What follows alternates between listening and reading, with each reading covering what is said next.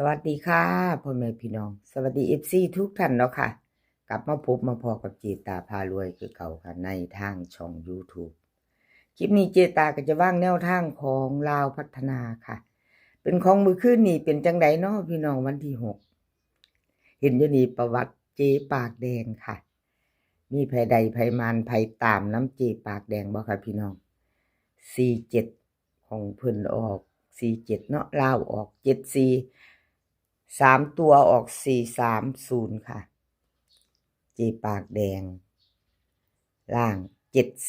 74ของเพิ่นออก47เนาะอันตัววิ่งตัวลูดของเพิ่นก็เข้าตัวหนึ่งอยู่ค่ะ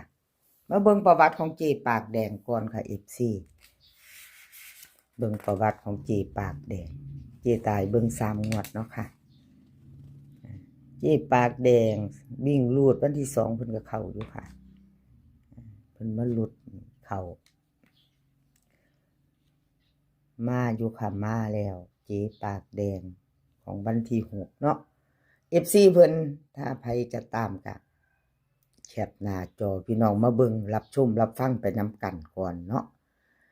พิจารณาเอาวันที่9เนาะค่ะจะเป็นของวันจันทร์นะเป็นของวันจันทร์เจตาลงให้ก่อนเจตาลงวันเสาร์เนาะค่ะลงวันเสาร์เจ๊ปากแดงค่ะใครจะตามต่อก็เพิ่นก็เตรียมแคปหน้าจอเนาะค่ะของเพิ่นเดินอยู่มาอยู่เนาะค่ะเจ๊ปากแดงวันที่9เฮามาลุ้นกันใหม่เนาะเจ๊ปากแดงเพิ่นให้มาแล้วค่ะลาวออกปุ๊บเพิ่นก็ให้มาปั๊บเนาะค่ะลาวออกเพิ่นก็ให้มากราบขอบคุญขอบคุณเจ๊ปากแดงหลายๆเด้อค่ะที่ให้แนวทางมาวางทางช่องของเจตากราบขอบพระคุณเป็นอย่างสูงค่ะให้แนวทางมาวางทางช่องด้วยดีเสมอมากราบขอบพระคุณเป็นอย่างสูงค่ะเลขทุกตัวเอามาวางเพื่อเป็นแนวทางโปรดใช้วิจารณญาณในการรับชมเป็นอย่างสูงเนาะค่ะรับชมรับฟังเป็นเพียงแนวทางเนาะค่ะพี่น้องเจ๊ปากแดงค่ะลาวพัฒนาจะเป็นของวันที่9เป็นวันจันทร์ค่ะวิ่งรูดเพิ่นให้มา6กับ1 6กับ1 2ตัว4หางค่ะ2ตัว4หาง6362 1617เบิ้ลค่ะ6611 3ตัวค่ะ3หาง617 162 163ค่ะวิ่งรูดเพิ่นเด่นทอกันเด้อค่ะเจปากแดง6กับ1ค่ะวงกลมให้ทั้ง2ตัวเน้นตัวเจาะ2ตัวเพิ่นเน้นให้2หางค่ะ62กับ16ค่ะ3ตัวเน้นหางเดียวค่ะเจปากแดงไปจะต่อกับเพิ่นกะแคปหน้าจอไว้ค่ะชอบก็จัดคัดกระพานเนาะค่ะพี่น้องจะเป็นของวันจันทร์ของเจปากแดงเนาะ FC ผู้เพิ่นเคยตามกันเนาะค่ะผู้เพิ่นเคยตามเจปากแดงเนาะพิจารณาเอาค่ะแคปหน้าจอไว้เบิ่งต่อครับขอบคุณขอบคุณ FC ที่เข้ามาเนาะค่ะคอมเมนต์กดไลค์กดแชร์เจตาช่องนี้หน่อยกราบขอบพระคุณเป็นอย่างสูงเนาะค่ะแคปหน้าจอแล้วไปต่อค่ะแคปหน้าจอแล้วไปต่อเป็นของใคร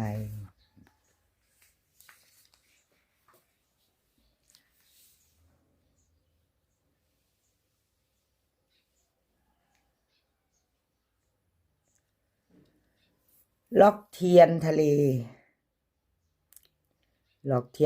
ประวัติของเพิ่นค่ะพี่น้องลาวพัฒนาออกวันที่6430 3ตัวบนเนาะค่ะ74ล่างของเพิ่นเข้าไปวิ่งรูด4ตัวเดียวเนาะค่ะวิ่งรูดเข้าไป4ตัวเดียว4บน4ล่างเนาะ2ตัวจับคู่ไม่เข้าอยู่คนละหม่อง4กับ7ค่ะพี่น้องมาอยู่คนละหม่องเนาะ7กับ4มาเบิ่งประวัติเพิ่นจักน้อยค่ะเบิ่งประวัติล็อกเทียนทะเลประวัติ 3 งวดค่ะเทียนทะเลยังบ่ทันหลุดเด้อค่ะพี่น้องสายวิ่งสายหลุดก็ถือว่าเดินอยู่เนาะพี่น้องเพิ่นก็เข้าทั้ง3 งวดเพิ่นก็วิ่งหลุดเพิ่นก็เข้ามาอยู่3 งวดก็2 ตัวมา1 ตัวเนาะค่ะ2 ตัวมา1 ตัวทั้ง3 งวดอยู่พิจารณาค่ะพี่น้องล็อกเทียนทะเลแต่ขอโทษขออภัย FC ค่ะเพิ่นจับคู่บ่เข้าเนาะจับคู่ของเพิ่นบ่เข้าค่ะขอโทษขออภัยหลายๆเอามาพิจารณาใหม่ค่ะล็อกเทียนทะเลวันที่9 FC ถ้าใครชอบแนวทางของเพิ่นเนาะค่ะชอบประวัติเจตาใครเบิ่งไปแล้วทั้ง3 งวดเนาะให้เบิ่งทั้ง3 งวดอยู่ค่ะของล็อกเทียนทะเลเพราะแนวทางของเพิ่น2 ตัวมา1 ตัวยังบ่ทันหลุดเนาะค่ะต้องให้ความมั่นใจของ FC ถ้าเพิ่นได้เข้ามารับชมรับฟังเพิ่นมาแคปหน้าจอไปพิจารณาเนาะค่ะล็อกเทียนทะเลค่ะวันที่9เพิ่นให้มาวิ่งรูด6 กับ 1ค่ะ6 กับ 1 2 ตัวค่ะ4 หาง6 1 6 2 1 7 1 8เบิ้ลค่ะ6 6 กับ 1 1 3 ตัว3 หาง6 1 8 1 6 2 6 1 7วิ่งรูดเพิ่นเด่นทอกันเด้อค่ะ6 กับ 1วงกลมให้ที่เน้นเจาะคือวงกลมเนาะค่ะเน้น6 1 1 7ค่ะ2 ตัว2 หางล็อกเทียนทะเล3 ตัว2 หางค่ะ6 1 8 6 1 7ค่ะแคปหน้าจอค่ะแคปหน้าจอใครจะไปต่อกับล็อกเทียนทะเลเนาะค่ะของเพิ่นก็เดินแต่วิ่งรูดอยู่เนาะค่ะวิ่งรูด3 งวด3 งวดวิ่งรูดกับขอบคุญขอบคุณล็อกเทียนทะเลค่ะที่ให้แนวทางมาวางทางช่องของเจตาเพิ่นก็ให้มาตลอดเนาะค่ะแนวทางมาวางทางช่องน้อยๆของเจตาด้วยดีเสมอมาเนาะบ่ว่าแนวทางเพิ่นจะเข้าจะหลุดเนาะค่ะพี่น้องขอบพระคุณเป็นอย่างสูงค่ะไปต่อค่ะไปต่อกับเลขล็อกหนองบัวล็อกหนองบัวเป็นจังไดเนาะล็อกหนองบัวเป็นจังไดกับขอโทษขออภัย FC แทนล็อกหนองบัวค่ะที่แนวทางเพิ่นบ่เข้าเนาะบ่มา430 3 ตัวบน74ล่างวิ่งหลุด2 ตัวหลุด3 ตัวหลุดเนาะค่ะหลุดแล้วก็หลุดเลยเนาะวันที่4เข้าไป3 ตัว 1ค่ะเข้าไปวิ่งรูดเข้าไปวิ่งรูด3 งวดเจตาให้เบิ่งค่ะพี่น้องให้เบิ่งกันใส่กันกับแนวทางใหม่ให้ความมั่นใจเนาะประวัติที่ผ่านมาให้เบิ่งในเจตาจัก 2-3 งวดแน่ว่าซั่นเบิ่งประวัติแต่ละเซียนจัก2 งวดหรือ3 งวดเนาะให้เบิ่งอยู่ค่ะเพื่อความมั่นใจให้เพิ่นได้เบิ่งใส่กันล็อกหนองบัวเนาะค่ะเลขล็อกหนองบัวมาพิจารณาแนวทางใหม่วันที่9ของเพิ่นเนาะค่ะวันที่9เป็นวันจันทร์ค่ะวันที่9เป็นวันจันทร์เลขล็อกหนองบัววิ่งรูดเพิ่นให้มา8 กับ 1ค่ะ2 ตัว4 หาง8 1 8 2 1 5 1 6เบิ้ล88 กับ 11ค่ะ3 ตัว3 หาง1 8 2 8 1 6 1 1 6ค่ะวิ่งรูดเพิ่นเด่นทอกันเด้อค่ะ8 กับ 1วงกลมให้8 กับ 1เพิ่นเด่นทอกันเนาะค่ะ2 ตัวเพิ่นเน้น2 หางค่ะ8 1 กับ 1 5 3 ตัวเน้นหางเดียวค่ะ8 1 6 3 ตัวหางเดียวเนาะค่ะ8 1 6ของเลขล็อกหนองบัวกับขอบคุณเลขล็อกหนองบัวหลายๆเด้อค่ะที่ให้แนวทางมาวางทางช่อง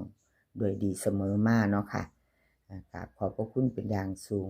แล้วก็กับขอบคุณ FC ใหม่ค่ะผู้เพิ่นเข้ามาติดตามเนาะเขามารับชมรับฟังในช่องน้อยๆของเจตาพารวย